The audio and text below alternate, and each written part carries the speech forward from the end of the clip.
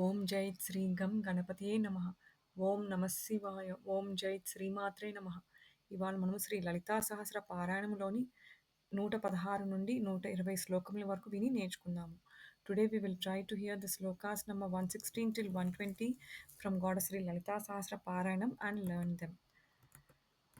पराशक्तिः परानिष्ठा प्रज्ञानघनरूपिणी माध्वीपानालसा मत्ता मातृकावर्णरूपिणी महाकैलासनिलया मृणाल मृदुदोर्लता महनीया दयामूर्ति महासाम्राज्यशालिनी आत्मविद्या महाविद्या श्रीविद्या कामसेविता श्रीषोडशाक्षरी विद्या त्रिकूटा कामकोटिका कटाक्षकिङ्करीभूत कमलाकोटिसेविता शिरःस्थिता चन्द्रनिभा फालस्थेन्द्रधनुः प्रभा हृदयस्था रविप्रख्या त्रिकोणान्तरदीपिका दाक्षायणी दैत्यहन्त्री दक्षयज्ञविनाशिनी.